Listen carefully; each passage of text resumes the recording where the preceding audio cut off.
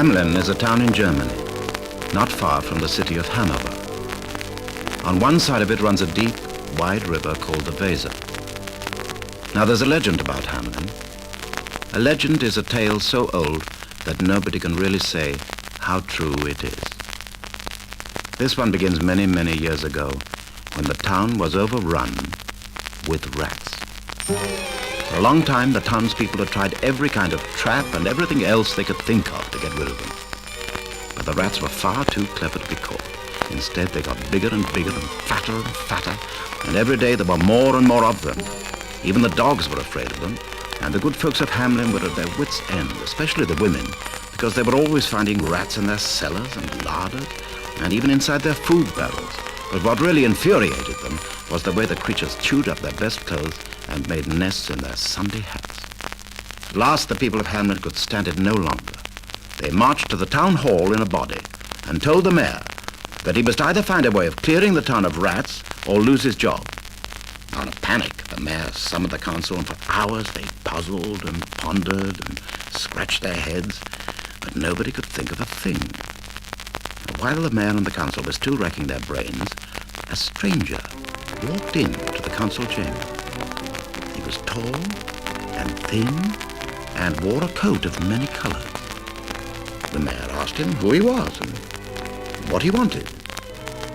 "People call me the Pied Piper," replied the stranger. "If you like, I'll get rid of the rats for you." And then very calmly he added, "My fee will be 1,000 guilders. "You can have your 1,000 guilders and more," said the mayor, "if you can really do as you say." So, out into the street went the piper. He was smiling, as if he knew what a surprise he had in store for the people of Hamelin. Then he put his pipe to his lips and sounded a few clear notes.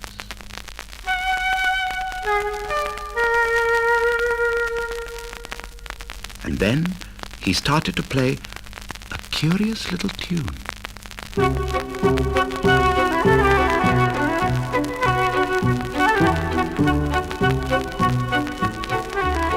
Almost at once, from all over the town, there came the sound of a scratching and scrabbling and scuffling and scurrying. It came quietly at first, and then it grew and grew into a great pittering and pattering and squeaking and squealing, and out of the houses came the rats, slithering and sliding and running and tumbling over each other to follow the Pied Piper as he walked through the streets playing his strange music. On and on he went with the rats behind him, right across the town to the river, the deep, wide river Weser. There he stopped, still playing his tune, but the rats went on, a great long line of them plunging into the river, one after the other, until they were all drowned. Did I say all? All except one. One rat, just one, managed to swim across the river, and when he reached the far side, he ran on and didn't stop until he got to Ratland. And there he told his story and tried to explain how it had happened. "It was the music," he said sadly.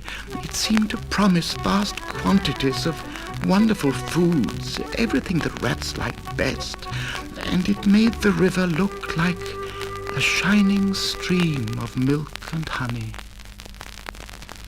Now the people of Hamelin had watched the Pied Piper's performance with great excitement and in utter amazement. While it was happening, they could hardly believe their eyes. Now it was over, they could hardly believe their good fortune.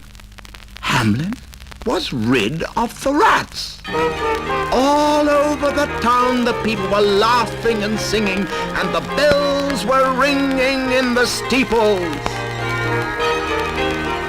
But that is not the end of the story.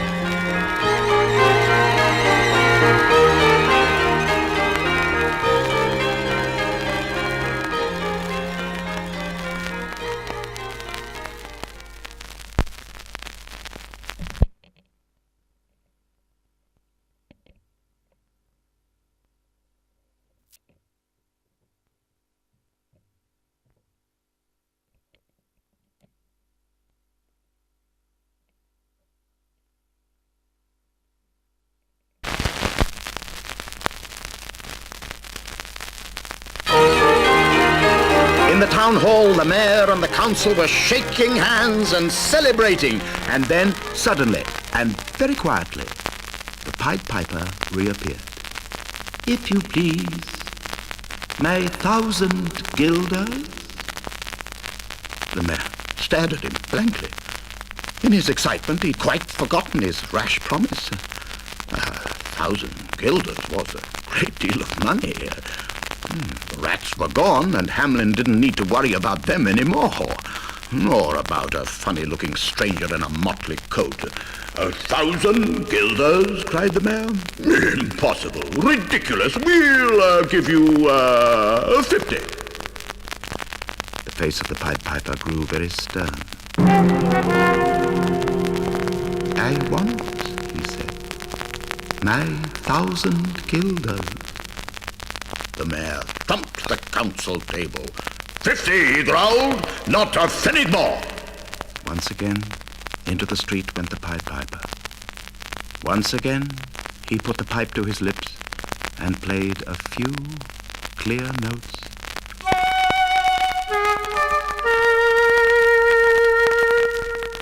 And then broke into a merry little tune. Again, there came an answering sound of hustling and bustling and laughing and chuckling. But this time, it was the children who came out of the houses, leaping and jumping, singing and dancing as they followed the Pied Piper through the streets. On and on he went with the children behind him, hopping and skipping along and clapping their hands with joy. In vain, the fathers and mothers of Hamelin, with fear gripping at their hearts, called after their children, "Stop! Stop!" The children didn't seem to hear them. All they could hear was the music of the Pied Piper, and on they danced after him in a long procession, right across the town towards the river. The deep, wide river Weser. The hearts of the town people seemed to stop beating, and the silence of terror, fell on them as they watched. And then a great sigh of relief went up, for when the Pied Piper reached the river, he turned along the bank towards the west. Now the townspeople felt better, for that way led only to a great hill, and when he reached the hill, he would surely have to stop. But as they watched, a door opened in the hillside, revealing a mighty cavern. Through the door into the cavern went the piper, with the children, still hopping and skipping along after him, still clapping their hands with joy. And when they'd all passed into the cavern and vanished from sight, the door in the hillside closed behind them and melted from view as if it had never existed. Did I say all the children? All except one, a little boy who was lame and could not dance after the piper as well or as fast as the others, so that he fell quite a way behind the end of the procession, and the door in the hillside had closed before he could reach it. Of all the children in Hamelin, he was the only one to return home on that never-to-be-forgotten day. You may be thinking that for this he must have been very thankful, but he wasn't.